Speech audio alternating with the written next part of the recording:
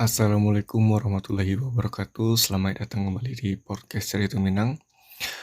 Kali ko awak ngebahas tentang pembangunan jalan tol Padang Pekanbaru ditangguhkan.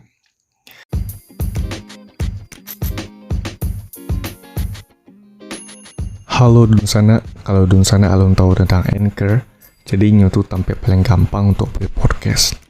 Nah, Anchor tuh perai, sudah tuh inyo ada alai itu yang bisa merekam cuma edit podcast langsung dari HP ataupun komputer sana. Beko, Anchor akan mendistribusikan podcast Tun Sana ke Spotify. Dan yang terakhir, Tun Sana bisa juga hasilan pitih dari podcast tanpa pandangan minimum. Sadola yang Tun Sana butuhan ada di Anchor. Unduh aplikasi Anchor secara operai atau buka anchor.fm untuk memulai.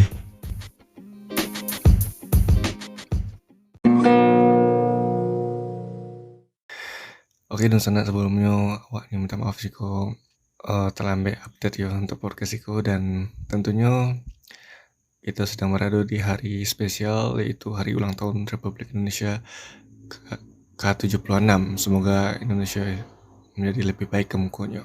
Amin. Oke, dan sana untuk kaliku beritanya tentang pembangunan jalan tol Padang Pekanbaru ditangguhkan ya. Itu Kementerian Pekerjaan Umum dan Perumahan Rakyat atau Kementerian PUPR melalui Badan Pengatur Jalan Tol atau BPJT ya, menangguhkan pembangunan jalan tol Padang Pekanbaru, khususnya pada seksi Pangkalan Payakumbuh dan Sicincin. Penangguhan pembangunan jalan tol itu diketahui lewat surat BPJT yang menjawab surat dari PT Hutama Karya. Surat tanggal 6 Juli 2021 itu ditandatangani oleh Kepala BPJT Bapak Danang Parikesit, ditujukan kepada Direktur Utama PT Hutama Karya dan ditembuskan ke Menteri PUPR, Sekjen Kementerian PUPR, dan Dirjen Bina Marga Kementerian PUPR. Dan dikutip dari surat tersebut, pembangunan seksi Pangkalan Payakumbuh Sicincin kurang lebih 100 km untuk saat itu ditangguhkan. Sementara pembangunan jalan tol seksi Padang Sicincin sepanjang 36,6 km, seksi Pekanbaru Bangkinang sepanjang 40 km, dan seksi Bangkinang Pangkalan sepanjang 24,7 km tetap dilaksanakan sesuai dengan progres pembebasan lahan.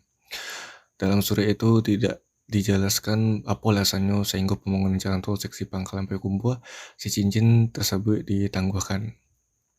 Namun sejak rencana pembangunan jalan tol Padang Pekanbaru dimulai, memang muncul aspirasi dari masyarakat 50 kota.